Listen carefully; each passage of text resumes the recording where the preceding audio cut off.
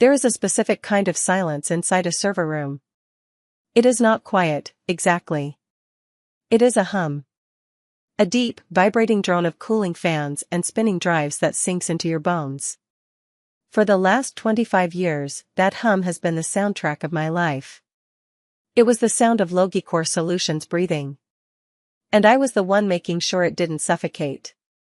I was on my knees on the anti-static floor tiles, replacing a burnt-out optical switch in rack 4. It was 6 in the evening on a Tuesday. Most of the staff had gone home, except for the cleaning crew and, unfortunately, my brother, Conrad. I heard him before I saw him. The heavy thud of his Italian loafers on the hallway linoleum, followed by the sound of him shouting into his phone. "I don't care if the market is down, Todd. Just liquidate the position. I need the cash for the down payment." Conrad burst into the server room without swiping his badge.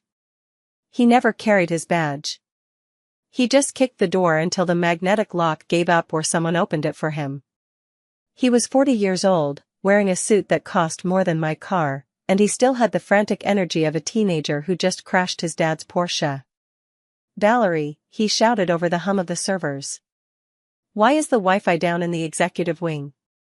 I'm trying to move some assets and the connection is crawling." I didn't look up. I clicked the new switch into place and watched the status light flicker from amber to a steady, reassuring green. "The Wi-Fi isn't down, Conrad. You're probably throttling the bandwidth again. What are you uploading?" "Nothing," he snapped, walking over to where I was kneeling. He looked down at me with that familiar mix of pity and annoyance. To him, I wasn't the chief technology officer. I was just the janitor of the internet. "I'm just trading some crypto files." "Look, just fix it. Dad is flying to New York tomorrow and I need to show him these projections." I stood up, dusting off my jeans. I was 48, with graying hair tied back in a messy bun and a hoodie that said NASA on it. I looked nothing like the rest of my family. My mother, Beatrice, was a former beauty queen who wouldn't be caught dead without pearls. My father, Preston, was a silver fox of a CEO who thought manual labor was a disease. And then there was Conrad, the golden child, who had never worked a real day in his life. "I'll reroute the traffic from the guest network," I said, walking past him to the main terminal. "But stop trading NFTs on the company's secure line. If you introduce malware again like you did last Christmas, I'm not spending my holiday scrubbing the database." Conrad rolled his eyes. "You're such a drama queen, Val. That wasn't malware. It was a beta test. It was a virus that encrypted our payroll system, Conrad," I said, my fingers flying across the keyboard. "Done. Your internet is back. Go make your trades." He didn't say thank you. He never did. He just checked his phone, saw the bars reappear, and turned to leave. "By the way," he threw over his shoulder, "Dad wants the quarterly tech audit on his desk by morning. He says the investors need to see the efficiency metrics." "Investors?" I paused. "What investors?" Conrad froze for a split second. It was a tiny hesitation, a glitch in his smooth persona. "Just, standard capital raising. You know how it is. Expanding the fleet. Whatever. Just get it done." He walked out, leaving the door propped open. I stared at the empty doorway. Something felt off. Logicor wasn't expanding. We had been cutting costs for 2 years. We hadn't bought a new truck in 18 months. Why did they need an efficiency audit now? I walked over to the shared printer in the corner of the room to grab a diagnostic report I had run earlier. Buried in the stack of papers was a cover sheet that didn't belong to me. It must have been sent from the executive printer upstairs and rerouted here by mistake, probably another glitch caused by Conrad's bandwidth hogging. I pulled it out. It was a single page. A non-disclosure agreement header. The logo at the top didn't say Logicor. It said Apex Dynamics. My stomach dropped. Apex was the biggest logistics conglomerate in the country. They were sharks. They didn't invest in companies, they swallowed them whole, digested the assets, and spit out the bones. I folded the paper and shoved it into my pocket. My hands were shaking, just a little. I finished my shift in a daze. I drove home to my small house on the edge of town, far away from the manicured lawns of my parents' estate. My house was simple. Wood, glass, quiet. I went to the backyard. The sun was setting, casting long shadows over the white wooden boxes lined up against the fence. My beehives. I put on my veil and gloves. This was my therapy. The bees didn't care about stock prices or Italian suits. They cared about the colony. They worked until they died for the good of the hive. Every bee had a job. Every bee was essential. If a bee didn't contribute, it was cast out. I opened the lid of the second hive and watched them work. Thousands of them, moving in perfect unison. "At least you guys are loyal," I whispered. My phone buzzed in my pocket. It was a text from my mother. "Dinner tomorrow night. 7 p.m. sharp. We're something nice for once. Big news." I looked at the bees, then back at the text. I had a feeling the big news had something to do with the Apex Dynamics logo in my pocket. And I had a feeling I wasn't going to like it. The driveway to my parents' estate was lined with imported cypress trees that cost more than my entire college education. As I drove my 10-year-old Subaru up the winding path, I felt that familiar tightening in my chest. This house was a museum of my parents' ego. I parked around the back, near the servants' entrance, out of habit. The front circle was occupied by Dad's vintage Jaguar and Conrad's brand new Range Rover. I walked into the dining room at exactly 7 o'clock. The table was set with the good china, the Royal Doulton set that only came out for weddings and funerals. Crystal glasses sparkled under the chandelier. My mother, Beatrice, was arranging a centerpiece of white lilies. She looked up as I entered, her eyes scanning me from head to toe. "Well," she said, her smile tight. "At least you brushed your hair, Valerie.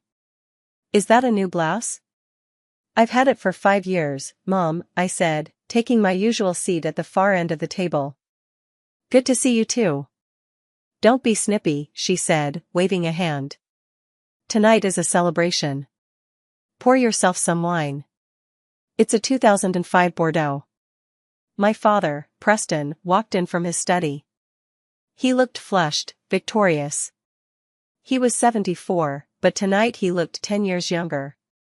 The weight of the failing business seemed to have lifted off his shoulders. Conrad followed him, grinning like a shark that had just smelled blood in the water. "Valerie!" Preston boomed. "Glad you could make it. We didn't want to start without the whole family." That was a lie. They started without me all the time. But I nodded and took a sip of the wine. It was excellent. It tasted like money. "So," I said, deciding to rip the bandage off. "What's the occasion? Did Conrad finally learn how to tie his own shoes?" Conrad stopped grinning and shot me a glare. "Ha ha. Very funny, Val." "No. Better." Preston stood at the head of the table. He tapped his fork against his glass. The sound rang out, sharp and clear. "We have done it," Preston announced, his voice trembling with emotion. "For 40 years, your mother and I have built Logicor from a single truck into a regional empire. We have weathered recessions, strikes, and fuel shortages. But tonight, we have secured our legacy." He paused for dramatic effect. "As of this afternoon, we have signed a definitive agreement to sell Logicor solutions to Apex Dynamics." I gripped the stem of my wine glass. I knew it. But hearing it out loud was different. It felt like a physical blow. "Apex?" I asked, keeping my voice steady.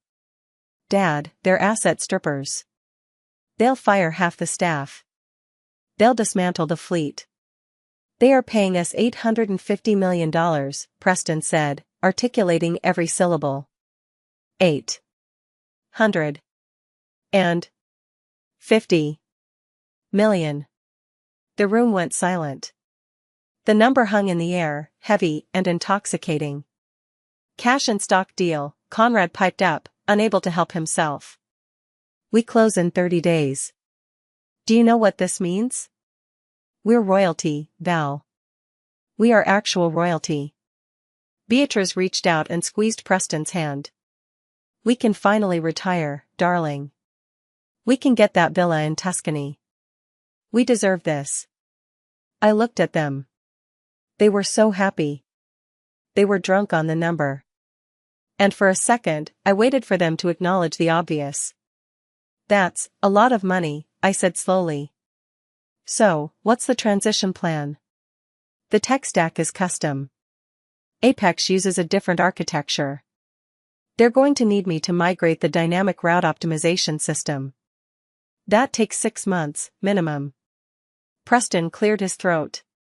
He exchanged a quick glance with Conrad. Actually, Valerie, Preston said, pouring himself more wine. That's part of the news. Apex has their own engineering team, Conrad said, leaning back in his chair. They're huge. They have hundreds of devs in Silicon Valley. They don't need our legacy IT department. Legacy? I felt a cold spike in my stomach. I wrote that code, Conrad. It's the only reason our trucks are 20% more efficient than the competition. It's not legacy. It's the core of the business. It's part of the asset sale, Preston said dismissively. It's included in the price. The point is, Valerie, you don't need to worry about the migration. You don't need to worry about anything. So. I put my glass down. What is my share? The silence that followed was different. It wasn't heavy. It was sharp. Your share? Beatrice repeated, her voice dropping an octave. What do you mean, your share? I own 15% of the company stock options, I said. From the restructuring in 2011. When I saved us from bankruptcy. Remember? Preston chuckled. It was a dry, brittle sound. Oh, Valerie. Those were performance options. They expired years ago. We rolled them back into the general fund to cover overhead. You, what? I stood up. You can't just roll them back. That was my equity. That was my retirement. Sit down, Valerie, Preston barked. The jovial father was gone. The CEO was back. Stop making this about you. This is a family victory. So I get nothing? I asked, my voice rising. 25 years. I built the system that made this company worth $850 million. And I get nothing? You got a salary. Beatrice snapped. We paid for your college. We gave you a job when nobody else would hire a college dropout who liked playing with bugs more than people. You have been well compensated. I looked at Conrad. He was smirking. He looked down at his plate, hiding his smile. This is unbelievable, I whispered. It's business, Preston said. Now, sit down and eat your steak. It's Wagyu. I didn't sit down. I couldn't feel my legs. The betrayal wasn't just about the money. It was the erasure. They were erasing 25 years of my life with a single signature. Where is the money going? I asked. I needed to know. I needed to hear them say it. $850 million. If it's not going to the employees, and it's not going to me, where is it going? It's going into the family trust, Preston said, slicing his steak with surgical precision. To secure the lineage. The lineage, I repeated. You mean Conrad? Conrad has a vision, Beatrice said defensively. He wants to start a venture capital firm. He has big ideas, Valerie. He's going to turn that money into billions. Conrad lost $200,000 on Digital Monkey Pictures last month. I shouted. He can't run a lemonade stand, let alone a venture capital firm. That's enough. Preston slammed his hand on the table. The crystal glasses rattled. I will not have you insult your brother in this house. He is the future of this family. You? You are the help, Valerie.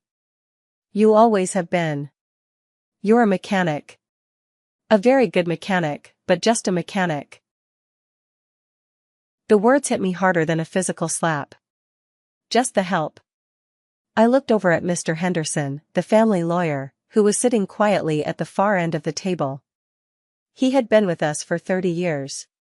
He looked pale. He was staring at his napkin. Mr. Henderson, I said, turning to him. You drafted the paperwork. Is this true? Did they strip my equity? Mr. Henderson looked up.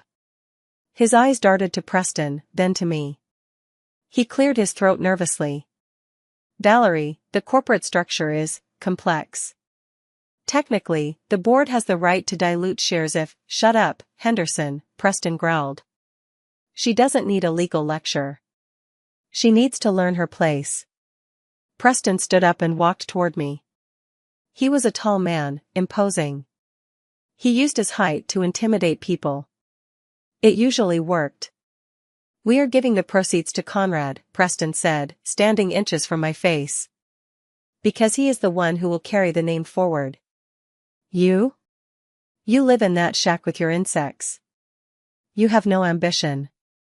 You are 48 years old and you have nothing to show for it. I have the code, I said quietly. I have the system that runs your empire. Not anymore, Preston smiled. It was a cruel smile. As of tomorrow morning, Apex owns everything. The trucks, the buildings, the servers, and the code. And since you seem so unhappy with the arrangement. He paused, savoring the moment. You're fired. My breath hitched. What? You heard me. You're fired. For insubordination. For cause. Meaning no severance package. He gestured toward the door. Get out of my house. Go pack your desk. Actually, don't bother. Security will mail you a box. Just give me your badge. I stared at him. I looked at my mother. She was sipping her wine, refusing to meet my eyes. I looked at Conrad. He was beaming, finally the winner. You're making a mistake, I said. My voice was surprisingly calm. The shock had passed, replaced by a cold, hard clarity. The only mistake I made was keeping you on the payroll this long, Preston sneered. Now, get out. Mr. Henderson stood up halfway. Preston, wait. We should consider the— Sit down, Henderson. Preston roared. I reached into my pocket. I pulled out my key card, the master key that opened every door in Logie Corps. I dropped it into Preston's half-eaten mashed potatoes. Goodbye, Dad, I said. I turned and walked out. I didn't slam the door.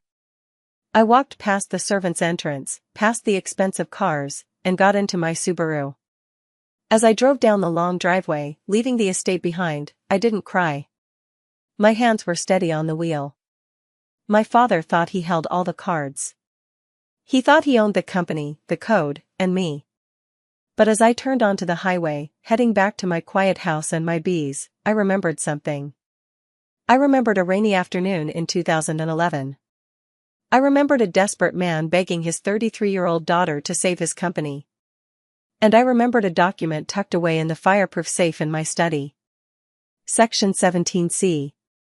They had forgotten. But I hadn't. My house felt different when I got back. Usually, it felt empty, a little too quiet for one person. Tonight, it felt like a fortress. I locked the front door, turned off the porch light, and walked straight to my study. The study was my real sanctuary. One wall was covered in framed blueprints of early combustion engines.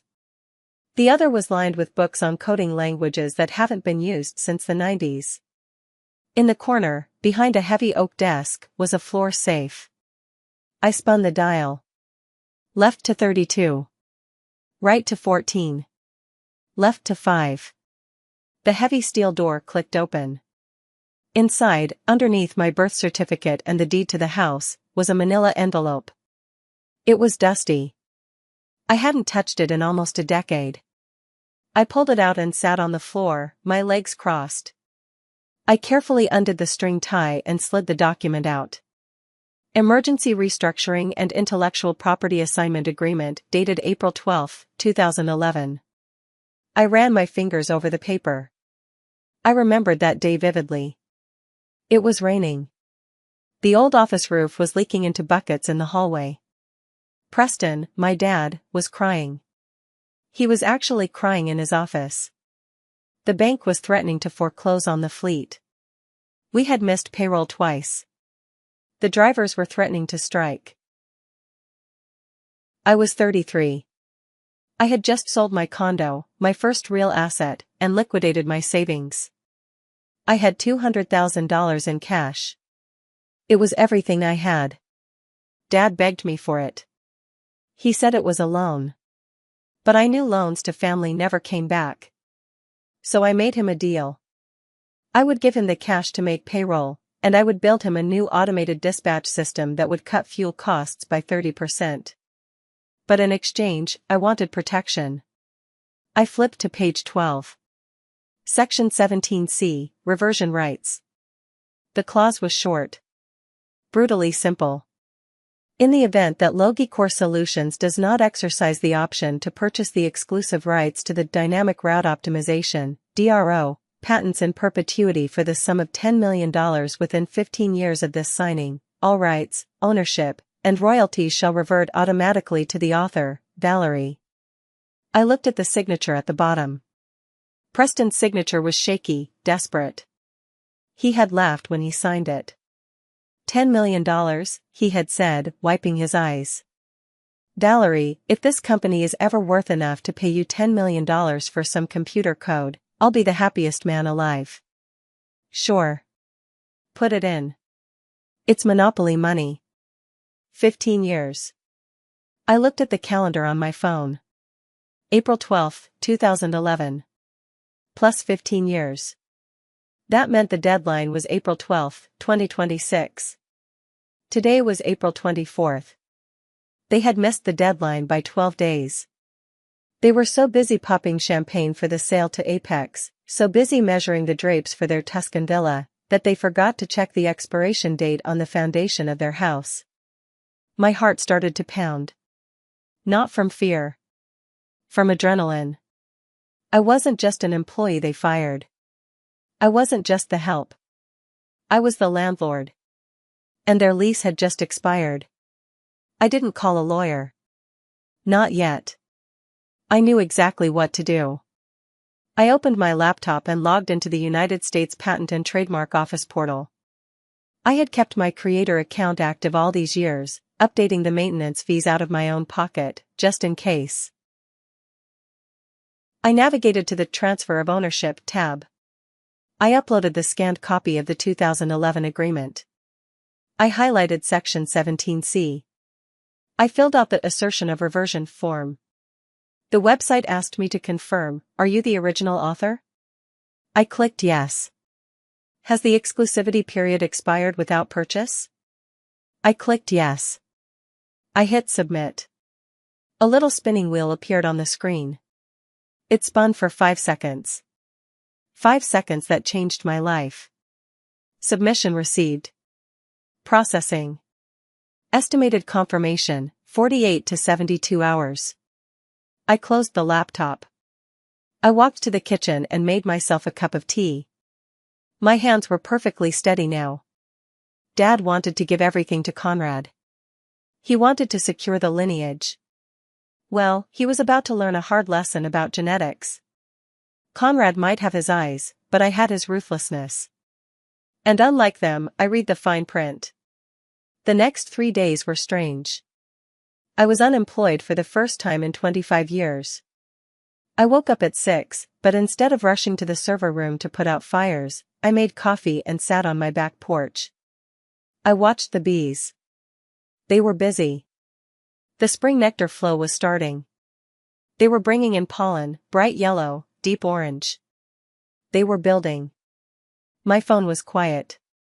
Logicor had cut my access to the company email servers at 8:01 a.m. the morning after the dinner. They had remote wiped my company phone, but I had expected that, so I was using my personal burner. I spent the time working on a project I had neglected, restoring a vintage Patek Philippe pocket watch from the 1920s.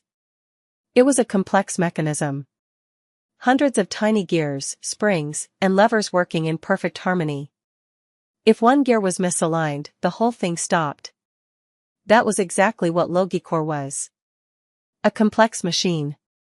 And they had just fired the only person who knew how to wind it. On the morning of the third day, my personal email pinged. From USPTO.gov subject, notification of patent reversion recordation complete. I opened it. Attached was a formal certificate. This document certifies that all rights, title, and interest in U.S. patent numbers 8,442,101, dynamic route optimization, 8,442,102, predictive fuel logic, and 8,442,103, autonomous dispatch sharding, have been reverted to the original inventor, Valerie Vance.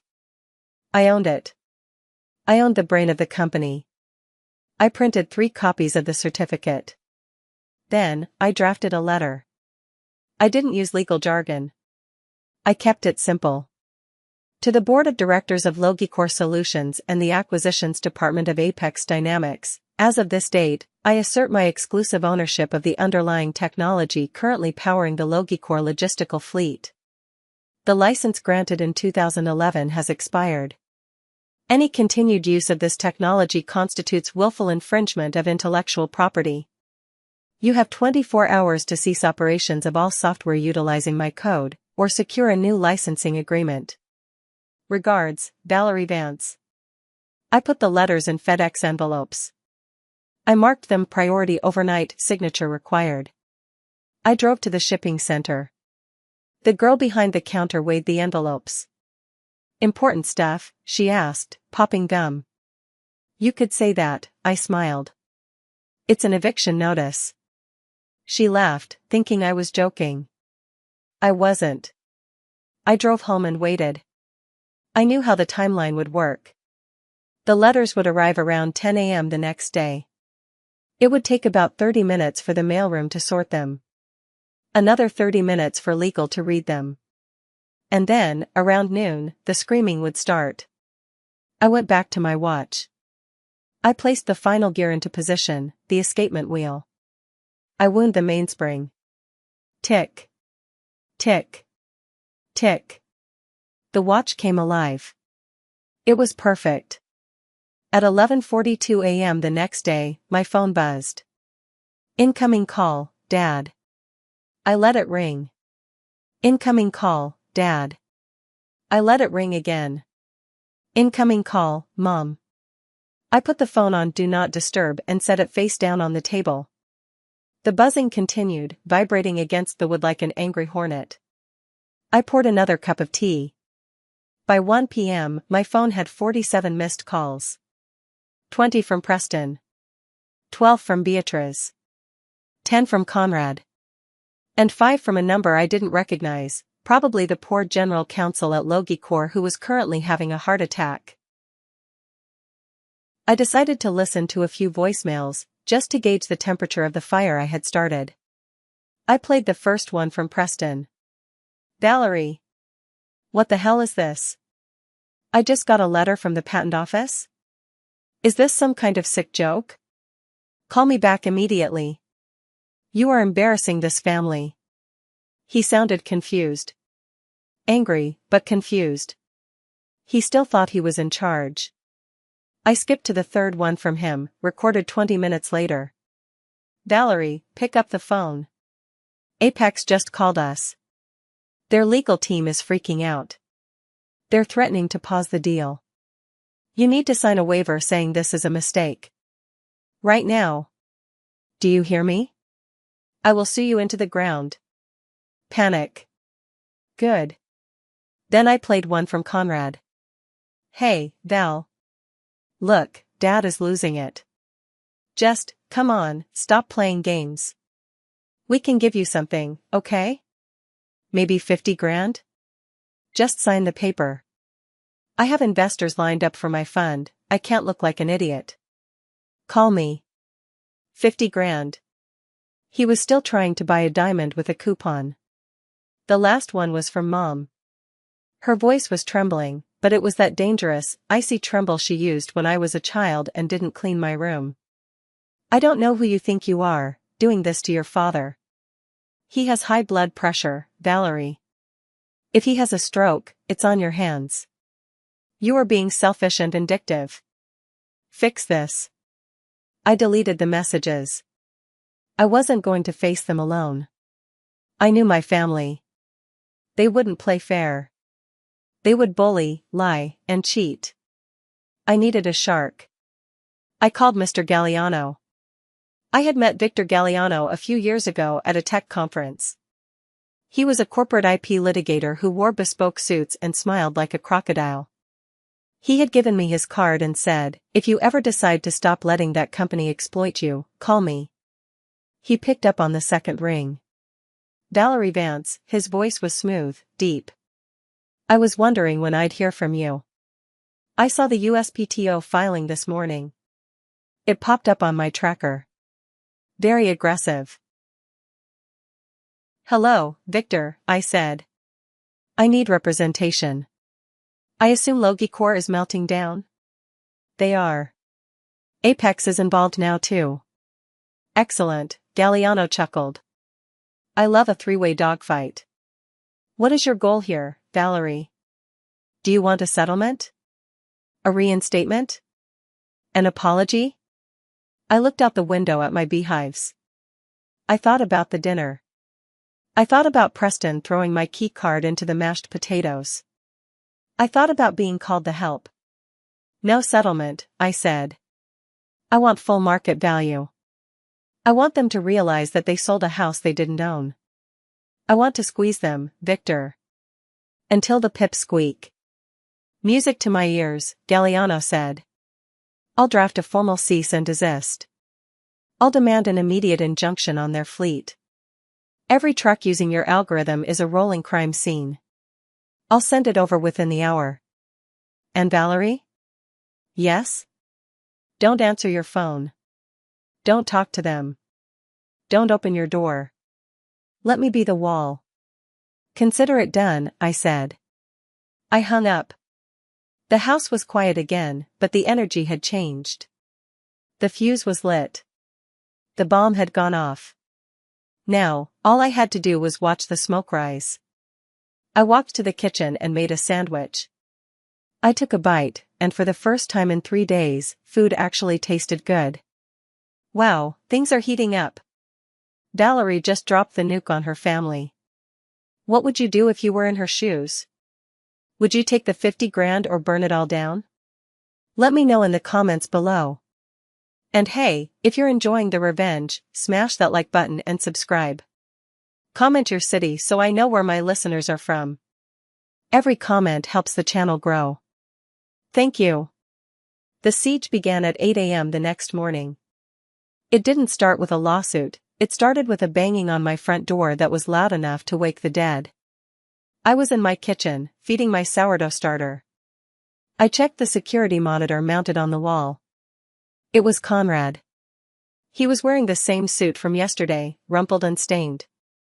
He looked like he hadn't slept. He pounded on the door again. Valerie. I know you're in there. Open this damn door. I didn't move. I took a sip of my coffee and pressed the intercom button. Go away, Conrad, I said. My voice echoed through the speaker on the porch. I have nothing to say to you. Conrad glared at the camera lens, his face distorted by the fisheye effect. You can't do this, Val. Do you have any idea what you've done? Apex has frozen the funds. The deal is stuck in escrow. They're asking questions we can't answer. That sounds like a you problem, I replied calmly. You should have checked the IP ownership before you tried to sell it. Dad is willing to be generous. Conrad shouted, changing tactics. He pulled a checkbook out of his pocket.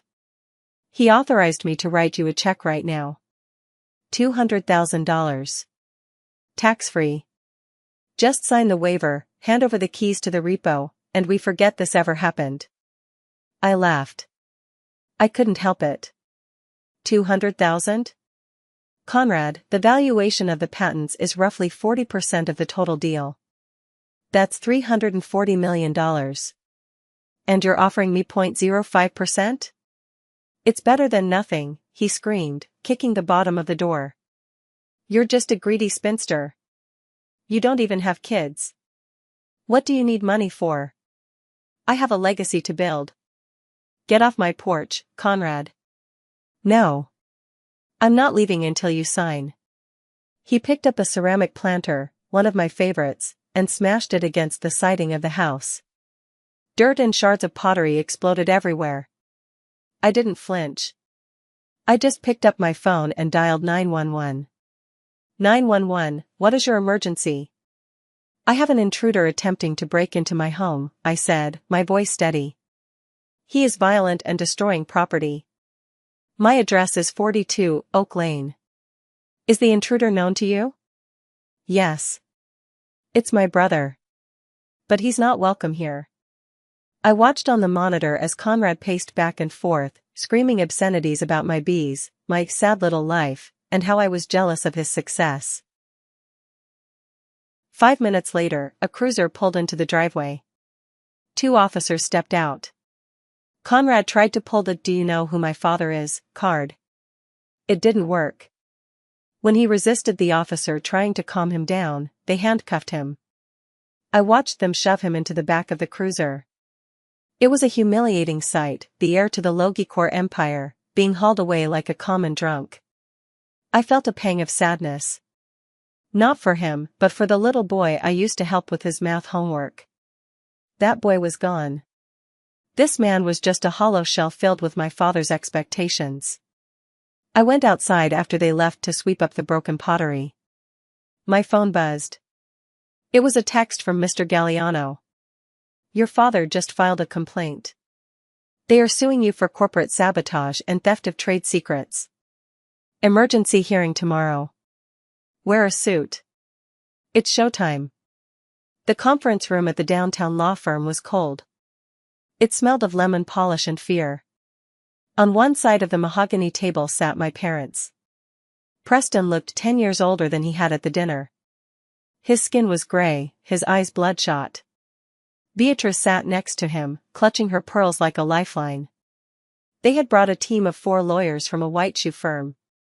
On the other side sat me and Victor Galliano. Just us.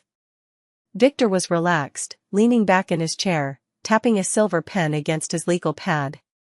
Let's cut to the chase, Preston's lead attorney, a man named Sterling, barked. Your client, Ms. Vance, has illegally accessed Logicor servers post-termination. She has locked down the dynamic route optimization system, effectively holding the company hostage. This is cyberterrorism. Strong words, Victor smiled. Do you have proof of this, access? Sterling slid a thick stack of papers across the table. Server logs. Showing Ms. Vance's admin credentials accessing the core kernel at 8 p.m. on Tuesday. 12 hours after she was terminated. I looked at the logs. My heart skipped a beat. I hadn't accessed the system. Had I? Then I looked closely at the timestamps. These are UTC timestamps, I said, speaking for the first time. Sterling sneered. So? So, I continued, pointing at the page. Logicor servers are based on Eastern Standard Time. 8 p.m. Universal Time Coordinated is 4 p.m. Eastern Standard Time. I was still employed at 4 p.m. on Tuesday. I was in the server room, fixing a switch Conrad broke. I slid the paper back. I didn't hack your system. I just stopped maintaining it. And without me, it breaks. You built a kill switch. Preston shouted, slamming his hand on the table. You rigged it to fail. Mr. Vance, Victor interjected, his voice silky smooth. Please control yourself. My client didn't build a kill switch. She built a highly complex, proprietary engine that requires a specific key to run. That key is her intellectual property. When you fired her, you threw away the key. It's work for hire. Sterling argued. She was an employee. Not according to the 2011 agreement. Victor pulled out the document. Section 17C. The IP reverted. It is now legally her private property. And every single one of your 500 trucks currently on the road is using her property without a license. That is theft, Mr. Sterling. My client isn't the thief here. You are. Preston looked like he was going to have a stroke. We paid for her college. We gave her a job. Irrelevant, Victor said. The law doesn't care about your parenting expenses. It cares about contracts. And you signed this one. Beatrice spoke up, her voice trembling with venom. Valerie, please. Don't do this. Apex is going to walk away. You are destroying everything we built.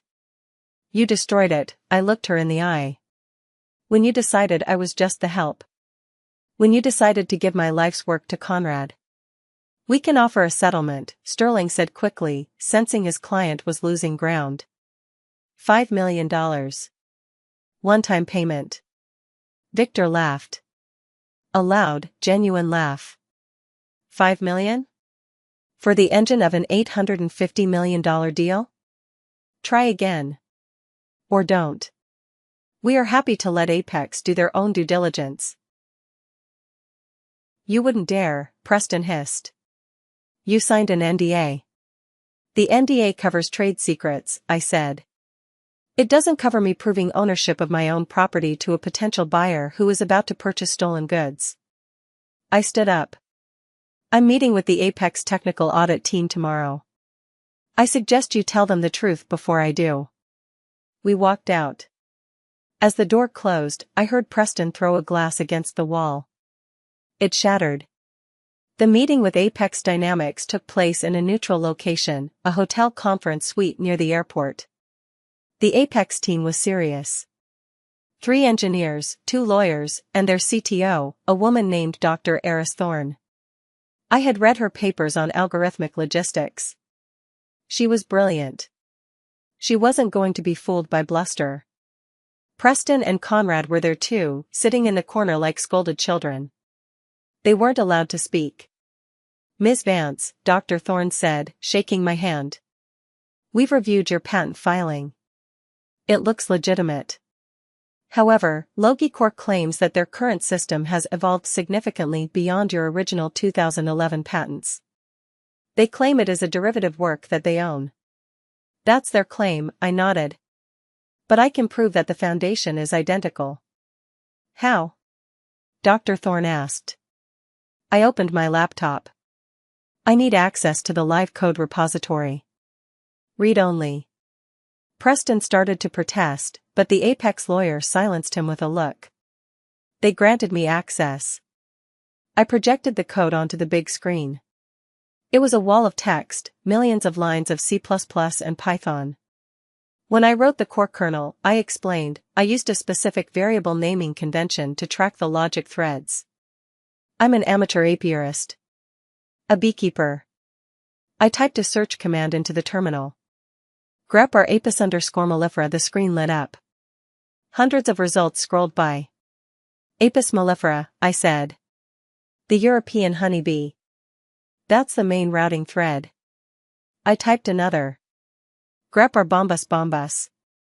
The bumblebee. That's the load balancing algorithm. I turned to Dr. Thorne. If this system had been rewritten or evolved, these core variable names would have been refactored. No modern dev uses Latin B names for fuel injection logic. These are the load-bearing walls of the house. You can paint the walls, you can change the windows, but if you take out these beams, the house falls down. Dr. Thorne stared at the screen. She scrolled through the code herself. She saw the dates. She saw the structure. She turned to Preston. Mr. Vance. You told us this was a proprietary system built by a team of 20 developers over the last 5 years. Preston stammered. We updated the interface. The dashboard is completely new. The dashboard is a skin, Dr. Thorne said coldly. The engine is hers.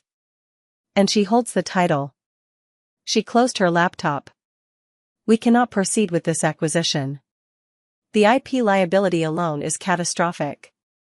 If she shuts down the license, we buy a fleet of trucks that can't move. We can fix it. Conrad shouted from the corner. I can hire a team. We can rewrite it in a week. Dr. Thorne looked at Conrad with pity. Young man, this is kernel-level architecture. It would take a year to reverse engineer and rewrite this without breaking the existing contracts. You don't have a week. She stood up and looked at me. Ms. Vance, I apologize for the wasted time. It seems we were misinformed about the assets. No hard feelings, I said.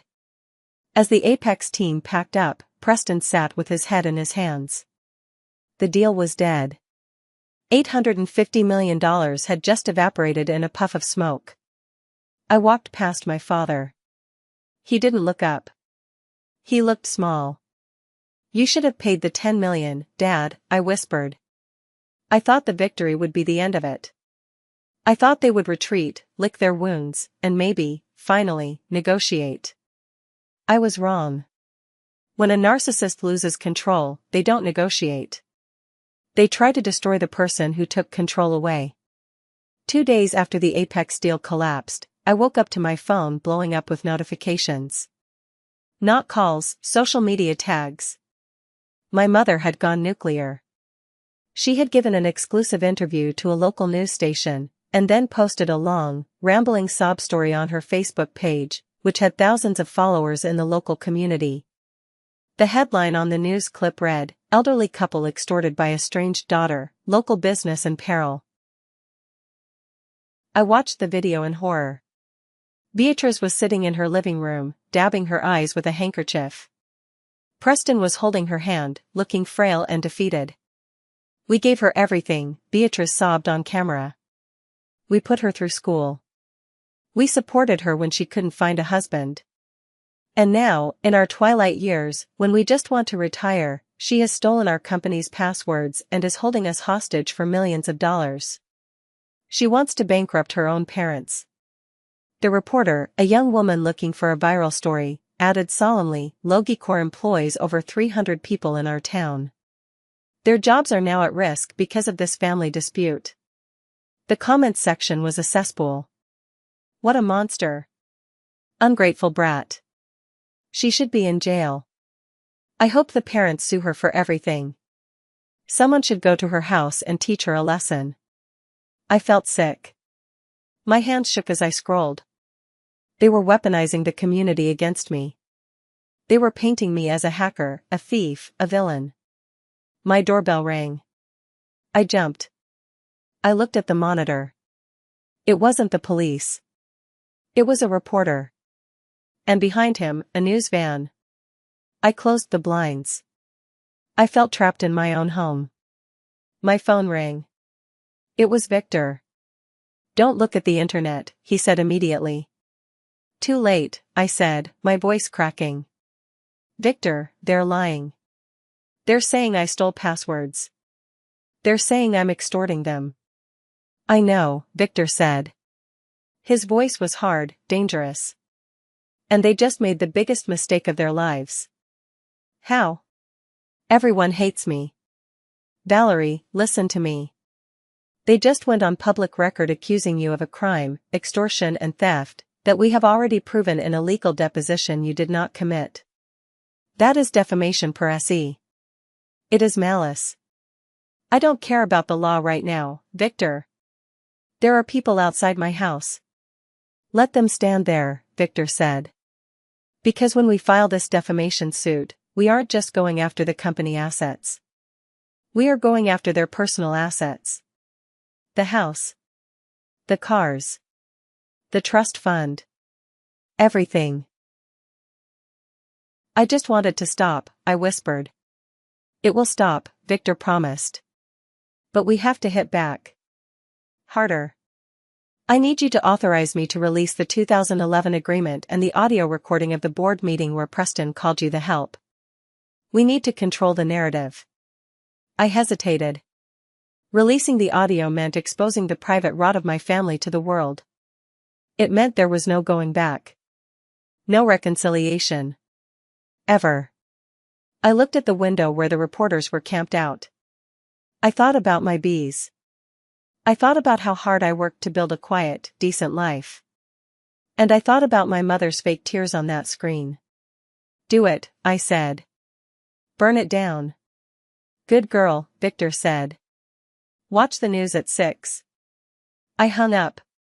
I went to the safe and took out the digital drive containing the backups of every board meeting for the last 10 years. I had kept them for compliance. Now, they were ammunition. They wanted a media war? Fine. I had the truth. And the truth was about to hurt a lot more than a lie. The thing about desperate people is that they stop thinking rationally. They start thinking in miracles. And for my brother Conrad, the miracle was a shady dev team from Eastern Europe he found on a dark web forum. I found out about it because I still had a backdoor. Not into the servers, that would be illegal, but into the public-facing API status page.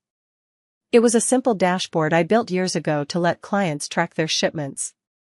It was publicly accessible, perfectly legal to watch, and right now, it was flashing red. It was 2 a.m. on a Friday. The smear campaign was still raging on Facebook, but inside Logicore, panic had set in. With the Apex deal dead and my legal injunction looming, Conrad decided to play hero. According to the chatter on the sysadmin forums, where Logicore's junior devs were leaking info like a sieve, Conrad had fired the internal IT team for incompetence and hired an external SWAT team of coders. Their mission? To strip out my proprietary code and replace it with a patch. Overnight. It was suicide. You don't replace the engine of a 747 while it's in midair. I sat in my dark office, illuminated only by the glow of my monitor, watching the disaster unfold in real time. At 2:15 a.m., the status board showed a system reboot. They were pushing the patch. At 2:18 a.m., the system came back online. All green. They didn't. I whispered. Had they actually done it? Had they managed to refactor the dependency logic that quickly? At 2:30 a.m., the first error popped up. Error 404, route not found. Then another. Error 502, bad gateway. Then a flood. The map on the dashboard, which usually showed thousands of little trucks moving like diligent ants across the country, started to freeze. The patch had deleted the Apis mellifera routing logic, but they hadn't realized that the fuel injection subroutine relied on that logic to calculate idle times. When the routing logic vanished, the truck's onboard computers didn't just lose the map, they locked the ignition to prevent theft. It was a security feature I wrote in 2014. If the system couldn't verify the route, it assumed the truck was stolen and shut down the engine. 500 trucks, carrying millions of dollars in perishable goods, produce, pharmaceuticals, seafood, simultaneously turned into 5-ton bricks on highways across America. I switched on the news. It took about an hour for the reports to start coming in. Breaking news, massive traffic jams reported on I-95 and I-80 as dozens of Logicore delivery trucks stall in middle lanes. Then came the angry tweets from clients. At Logicore, where's my shipment? Your driver says the truck won't start. We have 10 tons of frozen salmon melting in a Logicore trailer in Arizona. Lawsuit coming. I watched the stock ticker for Logicore. It was a private company, but the debt bonds were traded. They were plummeting. My phone rang. It wasn't Victor. It wasn't my parents. It was a blocked number. I picked up. Fix it. It was Conrad. He sounded like he was crying. He was whispering, terrified. Fix it, Val. Please. I'm sorry. I'm so sorry. Just tell me the override code. The drivers are stranded. There's a truck blocking an ambulance in Chicago. Dad is going to kill me. I sat there, listening to his ragged breathing. This was the boy who smashed my planter. This was the man who called me a greedy spinster. I can't fix it, Conrad, I said softly. You deleted the brain. You lobotomized the fleet. There is no override code for stupidity. You have to help me. We'll lose everything. You already lost everything, I said. You lost it the moment you thought you were smarter than the person who built the machine. I hung up. By dawn, the National Guard was being called to tow trucks off major interstates. The FDA was issuing warnings about spoiled food. Logicor wasn't just bankrupt, it was radioactive. I closed my laptop. I felt a strange mixture of vindication and sorrow. I had built that system to be perfect. Watching it die was like watching a beautiful building collapse. But then I remembered the smear campaign. I remembered the lies. And I realized that sometimes, you have to let the building fall to clear the rot from the foundation. The final meeting didn't happen in a boardroom. It happened in the liquidation office of a bankruptcy court, 3 weeks later. The room was gray. Gray carpet, gray walls, gray faces. My parents sat on one side of the metal table. They looked like ghosts. Preston had lost 20 pounds. His suit hung off him loosely. Beatrice wasn't wearing pearls. She was wearing a tracksuit and looking at the floor. Conrad wasn't there, his lawyers had advised him to stay hidden to avoid being served more subpoenas from angry vendors. Victor Galliano sat next to me. On my other side sat the representatives from Vanguard Systems, Logicor's biggest rival. Vanguard had been trying to crush us for a decade.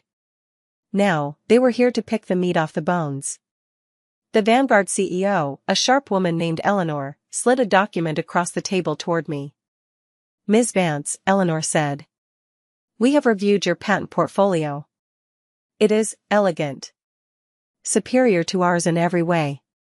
Vanguard is prepared to offer you a direct purchase of the IP rights, independent of the Logicor assets. She named a number. $120 million. Plus a 5% royalty on all future software licensing. It wasn't the $850 million Apex had offered for the whole company, but this was just for the code. And it was all mine. I accept, I said, signing the paper. Victor grinned. Now, regarding the physical assets of Logicor Solutions. He turned to Preston. Vanguard is willing to acquire the physical fleet, the trucks, the warehouses, the depots, as distressed assets, Eleanor said, her voice devoid of emotion. Given the current state of the fleet and the massive liability from the spoilage lawsuits, we are offering $12 million. Preston looked up. His eyes were watery. 12 million? The real estate alone is worth 50. The real estate is leveraged to the hilt, Eleanor pointed out. And you have $40 million in outstanding lawsuits from clients who lost their cargo last week. 12 million is a gift, Preston. It allows you to pay off the bank and avoid prison for negligence. You walk away with nothing, but you walk away free. Preston looked at me. For the first time in my life, I saw fear in his eyes. He wasn't the CEO anymore. He was just an old man who had gambled and lost. Valerie, he rasped. Help us. Please. You just made $100 million. Buy the debt. Save the family name. I looked at Beatrice. She was finally looking at me, her eyes pleading. The same woman who went on TV and called me a monster. The family name? I asked. You mean the name you tried to give to Conrad? The name you kicked me out of? I stood up. I smoothed out my blazer. I'm not buying the debt, Dad. I'm not saving the company. I'm moving on. Vanguard offered me the position of head of innovation. I have a team to lead. I have work to do. I turned to Eleanor. The deal looks good. Let's close. Preston put his head on the table and sobbed. It was a guttural, ugly sound. Beatrice put a hand on his back, but she was watching me. And in her eyes, I didn't see love. I saw calculation. She was already wondering how to ask me for a loan later. One more thing, I said, pausing at the door. The clock in the lobby of the old headquarters. The grandfather clock. It was my grandfather's. Take it, Preston whispered into the table. Take it all. I will, I said. I walked out of the courthouse into the bright afternoon sun. The air smelled fresh. Victor walked beside me, whistling a happy tune. You realize, Victor said, that you just pulled off the most successful hostile takeover in family business history? It wasn't hostile, Victor, I smiled, putting on my sunglasses. It was just business. They forgot to renew the subscription. My phone buzzed. A notification from my bank. The wire transfer from Vanguard had cleared. $120 million. I looked at the number. It was just digits. It didn't fix the childhood neglect. It didn't fix the betrayal. But as I walked toward my car, I realized it did fix one thing. It fixed the future. I got in my car and drove. Not home. I drove to the nearest nursery. I needed more hives. The spring flow was heavy this year, and my colony was about to expand. The disassembly of a dynasty is a messy thing. It doesn't happen all at once like in the movies. It happens in slow, painful increments. It happens in cardboard boxes and auction listings. 2 months after the liquidation hearing, I drove past the estate. I didn't need to go that way. I told myself I was taking the scenic route to the apiary supply store, but deep down, I wanted to see. The iron gates, usually shut tight to keep the commoners out, were wide open. A real estate sign swung in the breeze, foreclosure auction, Saturday. The lawn, once manicured to within an inch of its life, was starting to look shaggy. Weeds were poking through the cracks in the driveway where Preston's Jaguar used to park. The Jaguar was gone, seized by the bank to pay off the outstanding loans on the warehouse expansion he had authorized 3 years ago, a project that never made a dime. I slowed down but didn't stop. I saw a moving truck in the driveway. Not a high-end service, but a U-Haul-it-yourself van. I saw my mother, Beatrice, carrying a lamp. She looked small. She was wearing jeans, which I had never seen her wear in my life. She looked like just another old woman moving out of a house she couldn't afford. I heard later from a friend in town that Conrad had filed for Chapter 7 bankruptcy. His crypto wallets were empty, drained by bad trades and the legal fees from the vendor lawsuits. He was apparently living in a studio apartment above a garage, working at a car dealership. The irony was rich, he was finally selling cars, just not the ones he thought he'd be driving. As for my parents, they moved into a 2-bedroom condo on the other side of the highway. It was a decent place, perfectly adequate for a retired couple. But for Preston and Beatrice Vance, it was a prison cell. No country club. No wine cellar. No status. I hadn't spoken to them since the courthouse. I had blocked their numbers again. Victor told me they had tried to reach out through him, asking for family reconciliation mediation, which is lawyer speak for, please give us an allowance. Victor had politely declined on my behalf.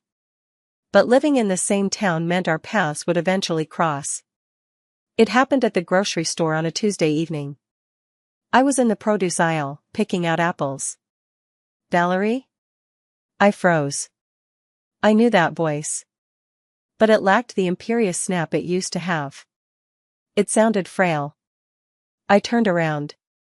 Beatrice was standing there, holding a basket with a loaf of generic bread and a carton of milk. She looked tired. Her hair wasn't dyed anymore, the gray roots were showing. Hello, Mother, I said, keeping my hands on my cart. She looked at me, her eyes filling with tears. We saw the article in the business journal. About your promotion at Vanguard. You looked good in the photo. Thank you. It's a good job. Your father misses you, she said, her voice dropping to a whisper. He sits in his chair all day. He just stares at the wall. He says he wishes he had listened to you about the fuel logic back in 2015. I didn't say anything. It was a nice sentiment, 5 years too late. We're struggling, Val, she continued, stepping closer. The condo fees are high. And with the medical bills, if you could just, maybe help us with the down payment on a smaller place? Or just coffee? Can we just have coffee? People were starting to look. A mother with a toddler glanced at us. I looked at this woman who had stood by while my father called me the help. The woman who had gone on television and told the world I was a monster to protect her social standing.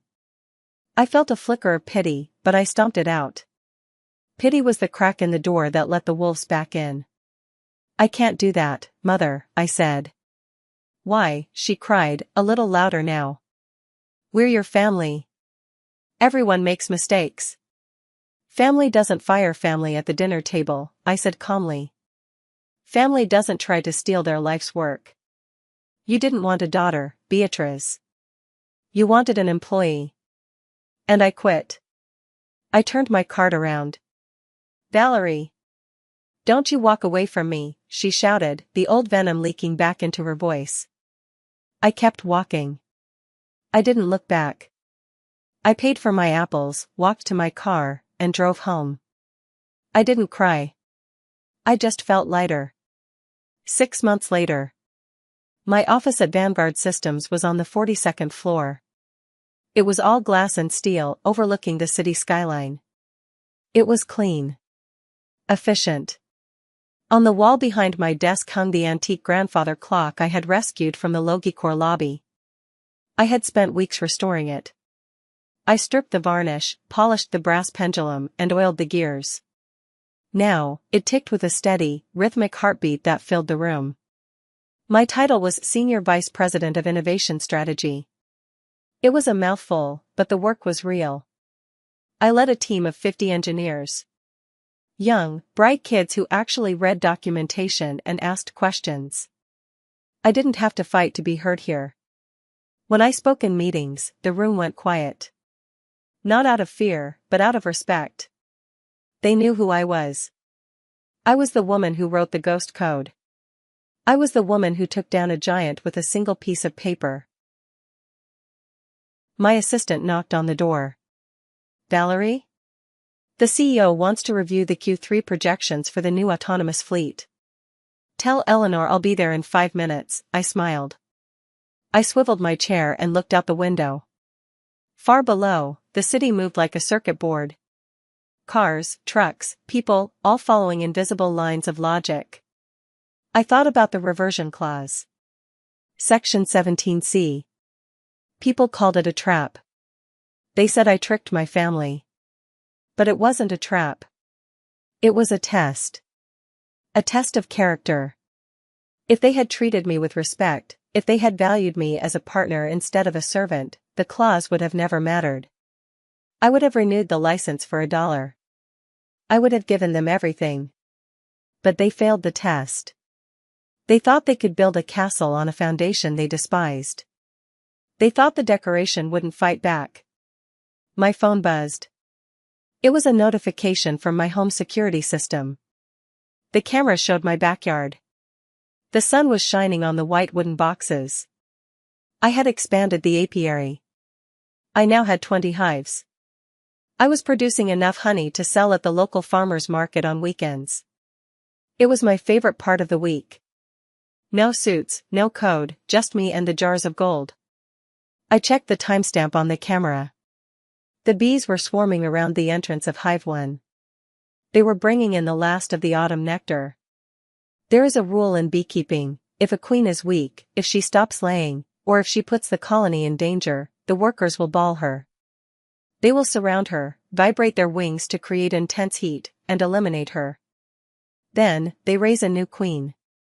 It's not cruelty. It's survival. I stood up and grabbed my tablet. I checked my reflection in the glass window. The gray hair was still there, but I wasn't hiding it in a messy bun anymore. It was cut sharp, styled. I looked like who I was always meant to be. I walked out of my office, past the ticking clock. I had eliminated the weak queen. I had saved the colony. And for the first time in 48 years, the hive was thriving. I saw my dad at a restaurant yesterday. He looked frail. He tried to wave at me from across the room, hoping I'd come over and pay his bill. I didn't wave back. I just finished my meal and left. Am I wrong for that? Or do they deserve the silence? Let me know in the comments below. And if you enjoyed this story of absolute justice, please hit that like button and subscribe to the channel. It really helps us out. Leave a comment with your city so I can see where the Logic Legion is listening from. Thanks for watching, and I'll see you in the next story.